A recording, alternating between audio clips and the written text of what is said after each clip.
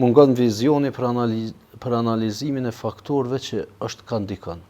Unë nuk konsideroj që ka elemente për me dyshu që është veprim mafioz, mirë po tek ne konsideroj se të disa institucione mungon vizioni për analizimin e faktorëve që është kandikon. Tek rastet e veçanta që ndodhin si këto raste për të cilat edhe unë shpreh shqetësimin sepse janë raste të cilat na kanë shqetësuar gjithëve dhe më vjen keq, po ashtu e shfrytëzoj rastin edhe të shpreh ngushëllimet e mia.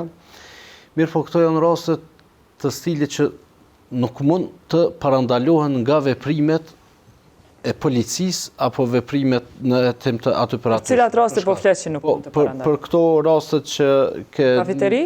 Raste jo në Vushtrec që ke në rajonin e Vushtrec, po edhe për tek rasti në kafeterin që ka ndodhur.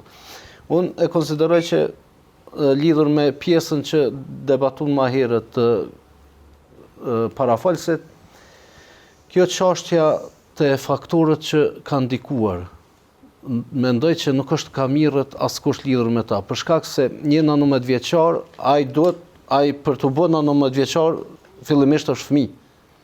Edhe institucionet edukative arsimore, ku janë duke u marrë që t'i tregojnë dikuj edhe të ligjerojnë lidhur me atë që sa duhet të komunikojnë, si për rastet e dhunës në familje, si për rastet e vrasjeve këto që sa duhet t'jetë njëri tolerant në këtë jetë. Nuk mund ta lejojmë na që vetëse kur të i bën vitet që mund të dënohet edhe me fillu me dënimin. Ndërsa për rastet që Kreshniku e paraqiti ma herët që kanë qenë të burgosur apo kanë qenë diçka, do të mirët edhe me institucionin e rehabilitimit. Është kryesore që njerëzit të cilët gjykata me sankcionin penal i dërgon në burg që ata të rehabilitohen o të kthehen me një rehabilitim. E që ta që Kreshniku që po mojnë armë ilegale gjithka? Lidhur me armët ilegale, po është sanksioni cilës sankcionohen sipas kodit penal. Çfarë dënime shqiptojnë gjykatat për armbajtje pa leje? Nuk muj me thonë saj përket dënimeve të gjykatat, po dënimet janë kryesisht me gjobë. Arsyeja pse dënimet janë me gjobë, këto duhet me pas shumë qartë, është se prokuroria nuk mrin me gjetë motivin.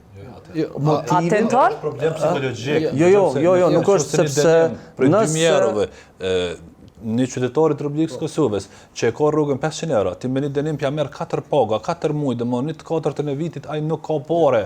Edhe prap nuk po ja armën pa leje, Visar shumë elementin. Visar, nëse që ky që ka armën pa leje, nuk e ka rrugën 500 euro, që ky armën për me ble, ka hargju. Jo, sa ka hargju me ble qatar? Po, ka hargju 300, Qa kemi problemin këtu? Çka ndodhë në realisht? E sa është dënimi mesatar i armajtjes pa leje? Aktualisht është mesatarisht është 1000 euro dënimi.